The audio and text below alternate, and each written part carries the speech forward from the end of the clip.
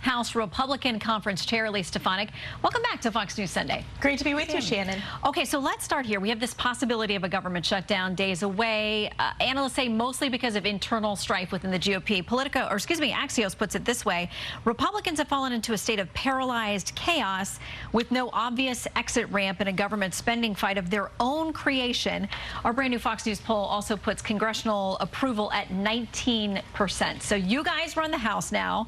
What do you tell the American people about the fact that we can't even move a defense bill to fund our troops? Well, we're in a very good place. I've been engaged in conversation with members as well as Speaker McCarthy over the weekend. We are working through this, and I'm optimistic that we will continue to move the appropriations process forward.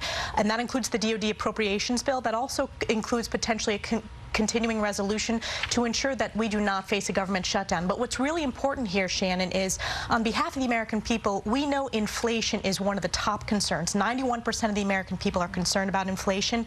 We have to rein in this reckless, out-of-control spending that we've seen under the Biden administration. Well, and that is what your most conservative wing is worried about. They say they made deals, they agreed to a budget deal, there were spending caps, priorities, all those kinds of things they don't think are going to be honored in this new batch of spending bills. You've got Matt Gaetz, one of them, very vocal. He's threatening to call this motion to vacate to force the speaker out, or at least force a vote on him if he doesn't get what he believes was agreed to, which is cutting and fiscal austerity and dialing things back.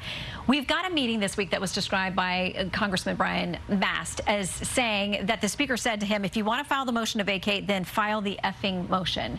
How tense are things within the party right now? Well, I've chaired a lot of the conference meetings. I was actually chairing that meeting. It's our weekly discussion with all the Republican members. And sometimes... Is that an accurate quote? I'm not going to get into, I don't quote members in that meeting because I want to make sure that I respect them. But Speaker McCarthy's support is strong within the conference, and he has said that he's going to continue doing his job leading this conference. So I'm confident we will work through this, and certainly the majority of members, and I believe the speaker will survive any type of motion, but I don't even think it's going to get to that, Shannon, because as I said, we are going through great productive conversations with our members, including from the House Freedom Caucus, as well as the Republican Study Committee and the broad Republican Conference to work through this appropriations process, but while also standing up for fiscal responsibility and being good stewards of taxpayer dollars and reining in this out-of-control spending. So all of this is going along the backdrop now of a formal impeachment inquiry. Just a few weeks ago, earlier this month, the speaker had said that this would go through a House vote. It wouldn't be the call of one person. It didn't. Is that because you don't have the House votes? Well, if you look at the precedent here, Speaker Pelosi started the House impeachment inquiry about a month before there was ultimately a vote. So the speaker can call a vote at any time. That's up to his decision to do so.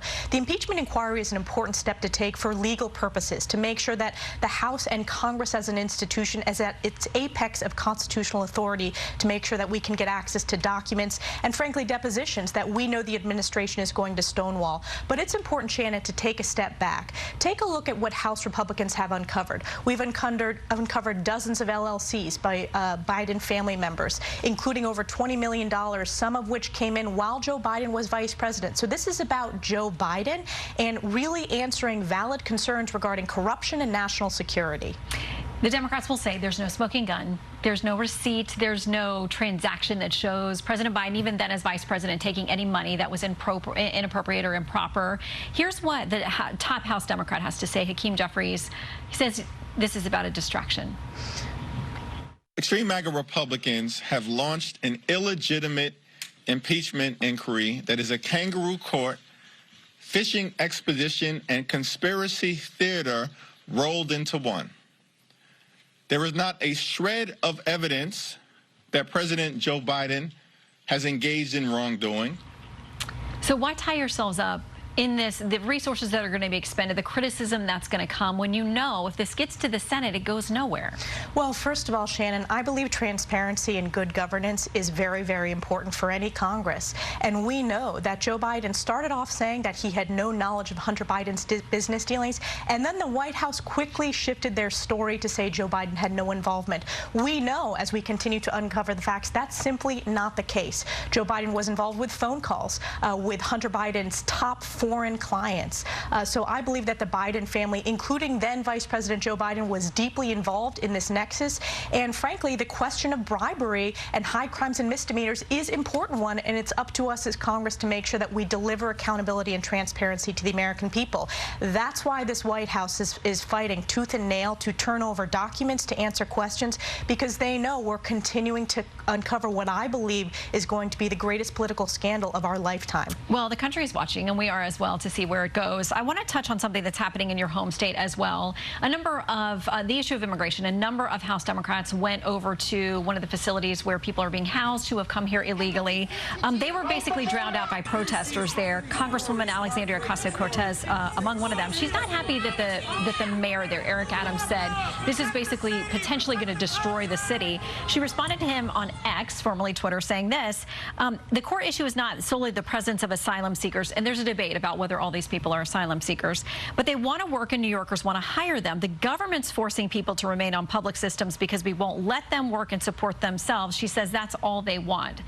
So would you favor work permits for people who are here and want to work and are subsisting on government funding that, you know, Eric Adams says is now going to overwhelm the city?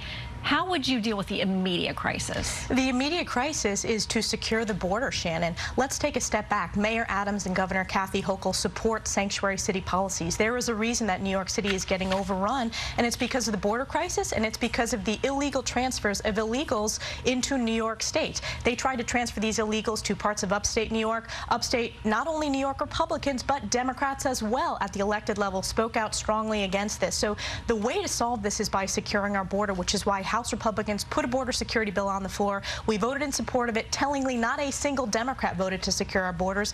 And it's why when we continue these appropriations discussion, one of our key priorities is making sure that we have strong border security policies.